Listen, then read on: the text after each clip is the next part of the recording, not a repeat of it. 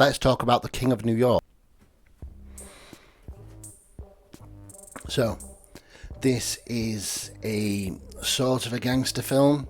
It's not very intense on the gangster theme. It's less about that and more about moral ambiguity. You'll see what I mean when you watch it. It's directed by, and I think I'm saying this right, Abel Ferrara.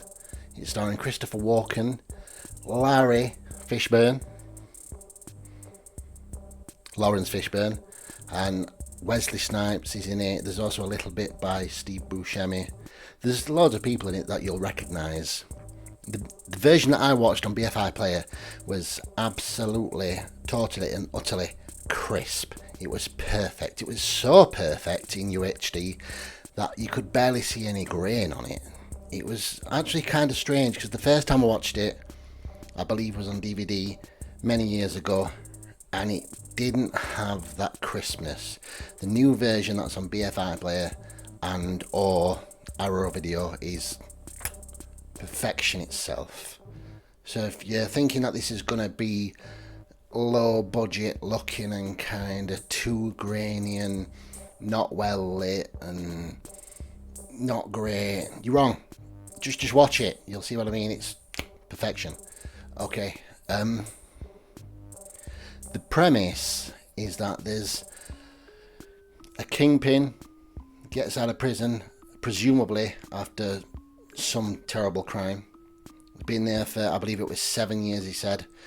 And what's really strange is that his first port of call, after he's got himself set up in a hotel, you know, getting back in touch with his usual contacts, starting to be a gangster again, in his mind he's already thinking, I am going to be mayor of this town.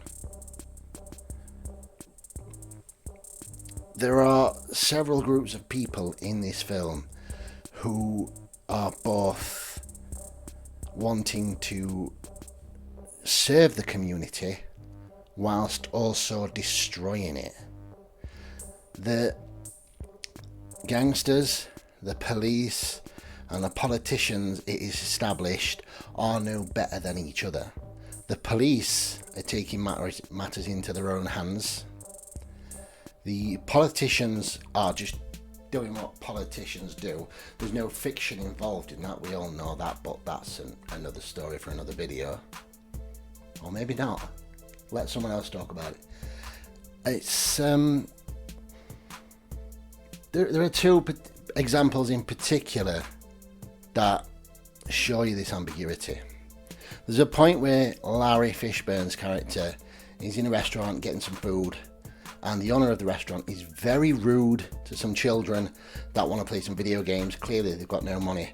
And Larry Fishburne, who has previously blown several people to pieces, is very kind to these children, and he gives them some change for the video games, gives the mother some money for food, whatever.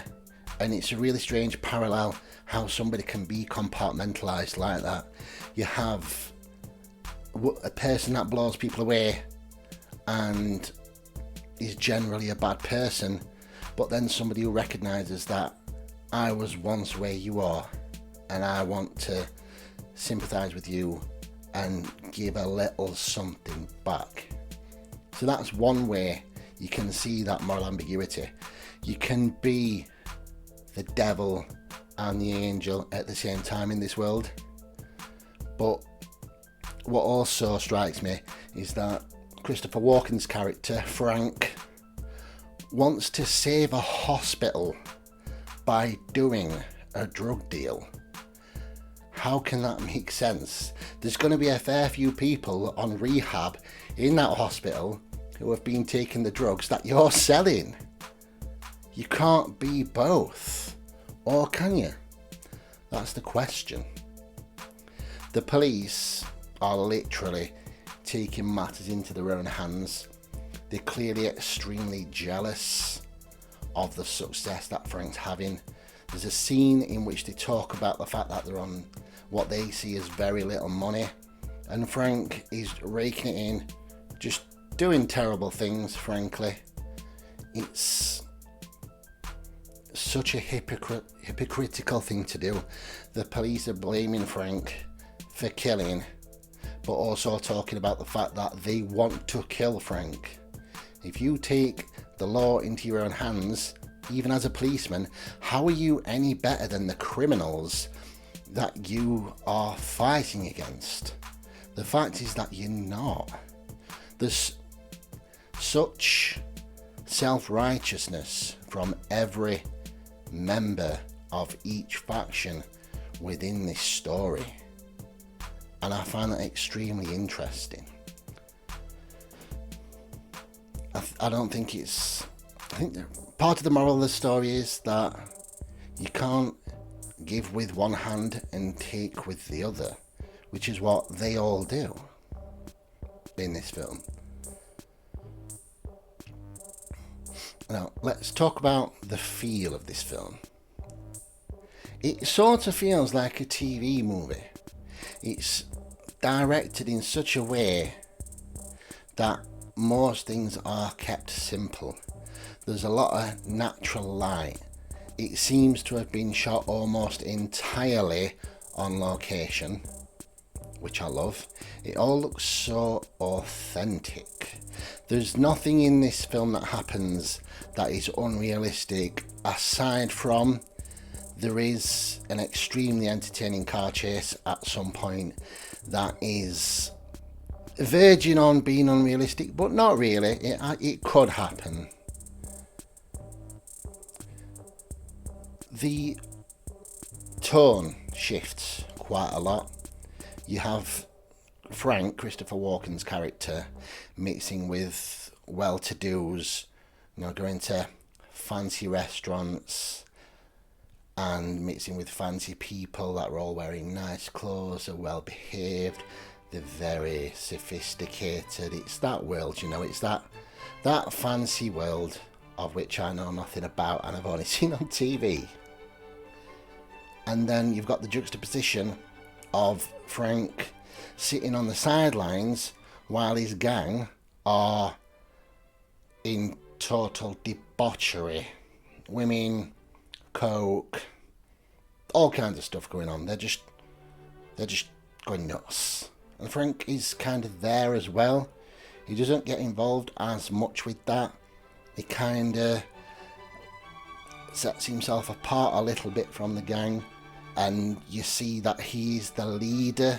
He's happy to give the gang these things, these opportunities to get into debauchery, to keep them on his side. In the same way that kings and queens would turn an enemy into a friend by giving them lands and titles. By giving them the lands and the titles, they sort of castrated, and they now are beholden to you. And it's sort of clear that Frank is doing that same thing. I think that's a lot of what he's doing with his gang. I don't think they really serve him as much as work for him. As you'll see, money is certainly more important than friendship in this world, which we'll come to see when you watch it. The soundtrack's brilliant. You've got the beginning scene and the sort of Frank's in a car. You've got the shot through the window. He's looking out the window, and you've got this sort of Godfather-esque soundtrack going on. And then it seems whenever you're with the gang, you've got hip hop blasting. The hip hop in the 90s was bellissimo. Anyway, so that's kind of used to tell us when we're in debauchery mode and when we're in networking mode. Then we go back to the classical music, the swing, the piano, etc. There's a lot to do with class in this. Nobody has forgotten where they came from. Frank wants to keep this hospital open. Larry gives the money to the kids. There's a lot of that going on, and there's also a lot of looking down on others. At a point, Frank talks about some terrible things that another gangster has been doing, and like there's a line that you don't cross when it comes to your morals.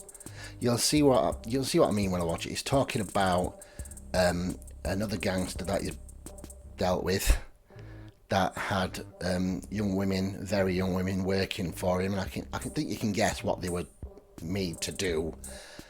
And that's where there's that line. Frank is a bad man, but he's also in some ways a moral man, and I find that really interesting.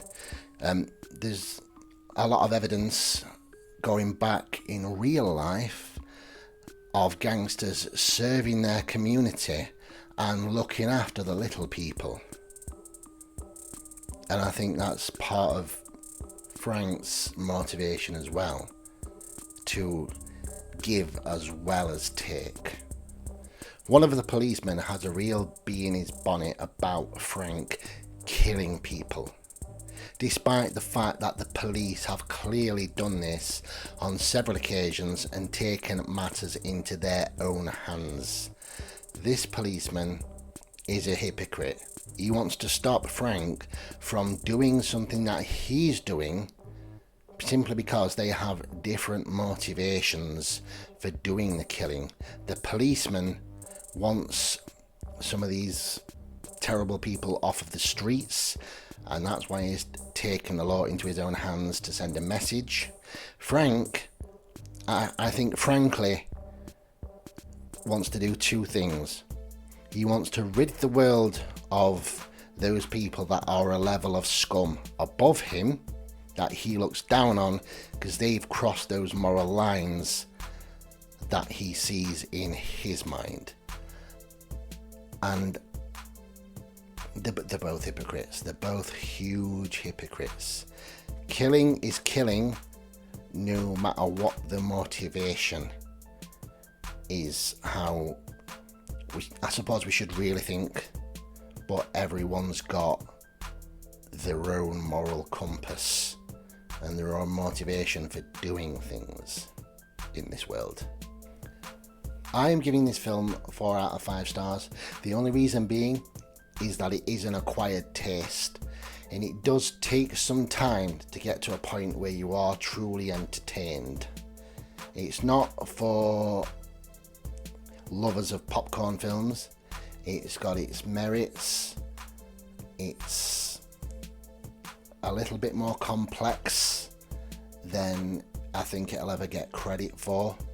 It's very much rooted in reality. The fact that it's shot almost entirely on location, the lighting is very natural looking, and there's no effort to do anything that's terribly unrealistic.